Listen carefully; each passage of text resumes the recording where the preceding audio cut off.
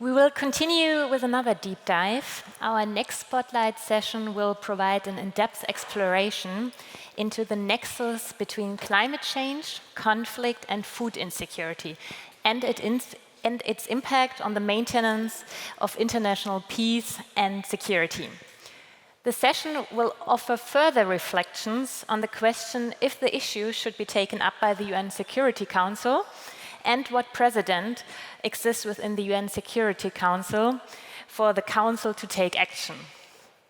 The session is moderated by Ambassador Dr. Smiljana Knez from Slovenia.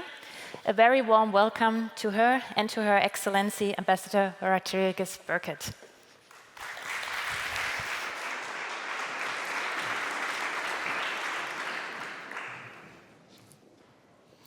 Good afternoon, everyone. It is indeed a great pleasure to be in the role to speak to distinguished guest of this conference, Her Excellency, Permanent Representative for Guyana at the United Nations. Slovenia, like Guyana, has been elected to the UN Security Council for 2024-25, but it is Guyana who showed real leadership already at the beginning of their membership. In February, they organized the high-level debate on climate change, climate security, and food security. And this nexus is something that it was really not explored before. And I would like to ask you why this topic is of such an importance for Guyana, because it was really very clear that you made a great headway in the UN Security Council debate. Thank you, Smiljana, for your question, and it's a pleasure to be here this afternoon. First, for Guyana, and I think like all of us in this room, we see climate change as an existential issue for us all, even though some countries may be more vulnerable than others. In my own country, Guyana, more than half of our population reside 6 feet below sea level, as it is right now. In those same areas, our agricultural lands are located. So we see climate change and its impacts, including sea level rise, as an immense threat. Secondly, the interplay between climate change and food insecurity is very clear. With the intensification of climate-related weather events, including droughts and floods, food security is affected. At the same time, we see food insecurity affecting stability or creating instability in several parts of the world. Third, as most of us know, we are living in a time of increased conflicts, and we are seeing an interesting interconnection between climate, food insecurity, and conflict. And this is why it is an extremely important issue for us. And for many years, Guyana's leadership, several of our presidents, have been putting forward solutions, practical solutions to climate change and to address food insecurity. But these are global issues, and global problems require global solutions. And this is why we decided in our first presidency, and 1 month after we took up our seat on the Security Council, to have a high-level debate, an open debate on the impact of climate change and food insecurity on conflict and what that means for international peace and security. But we didn't want to just stop there. And so we decided to produce a report that not only looks at what was said in the debate, but also the history and the actions that we can take. And that report is now available and is on the Adelphi website and also, of course, on our Permanent Mission social media pages and website. So you see why it's an important issue for us. And of course, this climate, food insecurity, and conflict nexus is a rather complex issue. It is multidimensional, multidirectional, and thus challenging to capture in policy. what would be your takes? What are the insights from the UN Security Council debate or on which are surprising or which bust any myths around the topic? Well, firstly, the conversation on this nexus of climate change, food insecurity, and conflict were mostly taking place in an isolated manner. So the Security Council open debate that we hosted had two objectives. One, of course, to highlight these interlinkages between this trio, but also for us to shift the trajectory from inaction or reaction to actually prevention and action. And this is what influences as well to invite major players into the room, into the chamber. And so we had the FAO, and we had, for the first time, the UNFCCC Executive Secretary briefing the Council. We also had a civil society briefer, and over 80 member states, some representing groups who spoke in that debate. And the intervention by FAO, for example, showed us clearly in the Council the complex, sometimes context-specific and multidimensional relationship of food insecurity, climate, and conflict. And the direct testimonies from member states, I would say, were also very instructive. But we also wanted to underscore the need for a comprehensive approach to addressing these issues in the context of international peace and security. And here we gained quite a number of important insights, and some myths, of course, were debunked. Now, these are included in the report, but let me just give you two examples.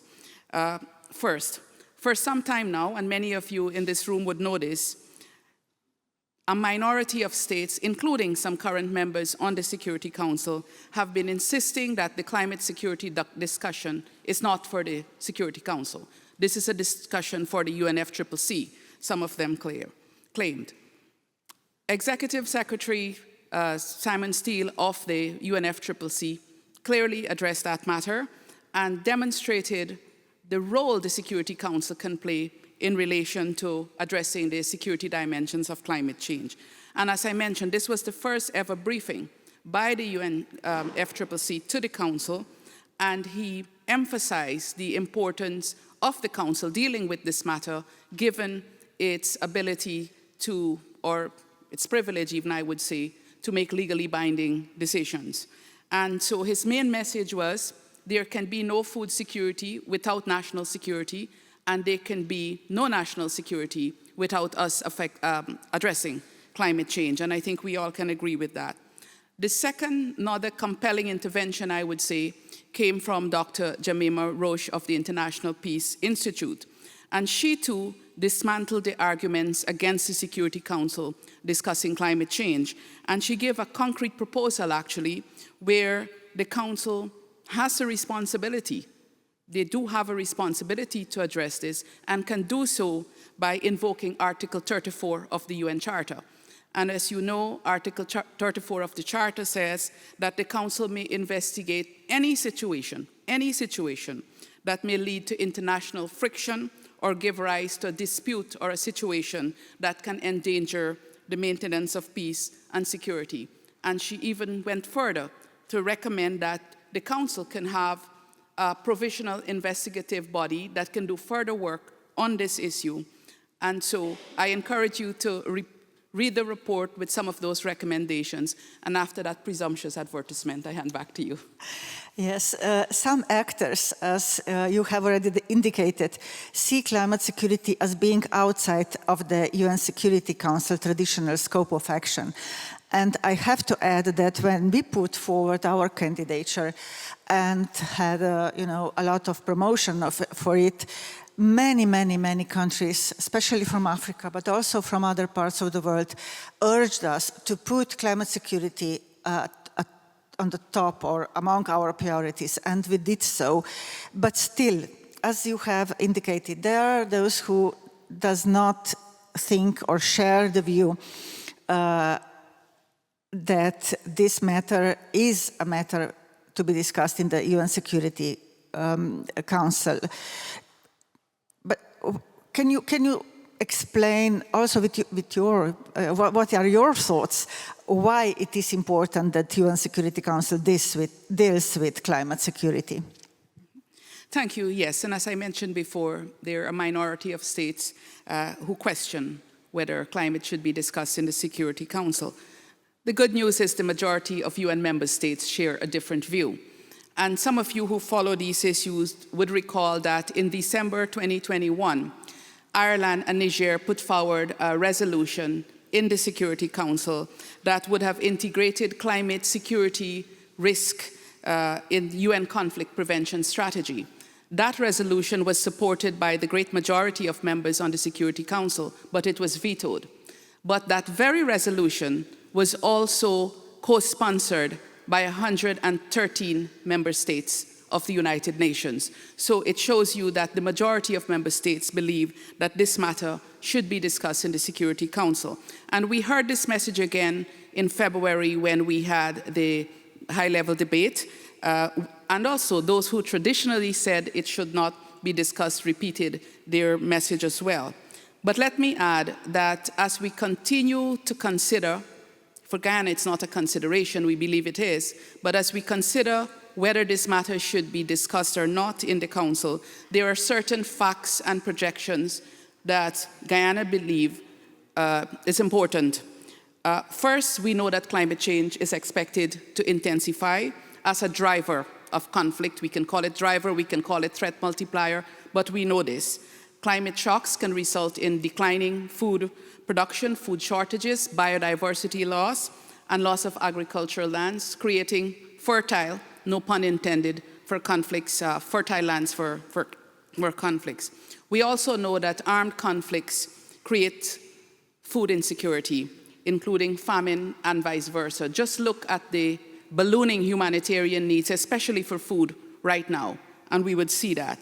And we also know that the highest levels of food insecurity right now, they are in conflict-affected countries. And both are further exacerbated by climate change. And we also know, in the last panel, a question was asked about the effects of the military on emissions. But we also know that war can induce biodiversity loss and critical ecosystem loss, and that also has a severe impact. So how then can we claim that climate change is not a matter for the Security Council, the primary body of our world that is responsible for the maintenance of international peace and security? And let me add this. We heard this morning about the work that the African Union is doing on looking at the challenges relating to climate and peace and formulating a common African position. And I would say this, the Council is expected to listen and to be informed by those that are affected by climate change. Are we not going to listen, for example, to the entire continent of Africa and to all the other countries, including my own, that are affected by this matter? And so I would end here to say that we seem to be at an inflection point in the Security Council, where some view the Council as looking to at traditional or conventional issues only, where others see it as we need to address these new threats to international peace and security, be it artificial intelligence, private armies, or climate change. The Council has a responsibility to do so. And you ask about the issue of precedents as well. I think you did. You asked about if there were precedents. Yes, there are several. The Council had resolutions on COVID-19 pandemic, on HIV and AIDS, on Ebola. Why not climate? We didn't say then it was a matter for the WHO only. So I think I've made a case. Definitely, very much so. But you are the permanent representative of Guyana to the UN, not just to the UN Security Council. And very briefly, as the last question, what practical measures can the wider UN system, international organizations, member states, and civil society take? Of course, this is a matter for a special discussion, but still, perhaps very briefly. I think, a lot of us are doing a lot of work at the national level, and we need to do more of that, and we need to see those converging as well, whether it is into a regional approach or otherwise. But in the debate, we heard from many member states about the need for collaboration and coordination among the UN agencies, intergovernmental bodies, and civil society to aid in better decision making. And as I said, the report provides a compilation of those recommendations. But we believe also that the entry point for closer collaboration between the Security Council and the Peace Building Commission is something that many council members have been calling for and many member states have been calling for. And so I would say that you have a number of good recommendations out there. One is establishing a platform for climate security, establishing regional climate peace and security hubs, for example. That was a recommendation as well. And prioritizing investment for climate resilient agriculture. The whole issue of climate finance remains extremely important. But there's a lot that we can do, and I'm happy that discussions like these are happening so that we can find the small deltas, move them forward, and hopefully we would be able to address the climate, conflict, food insecurity nexus in a collaborative approach, in a comprehensive approach, as we build on these blocks.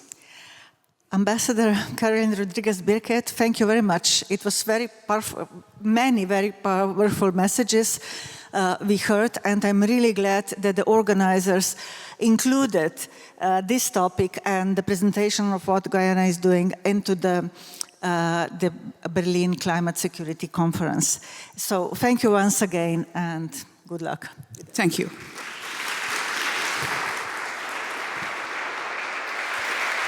Thank you very much, Your Excellencies.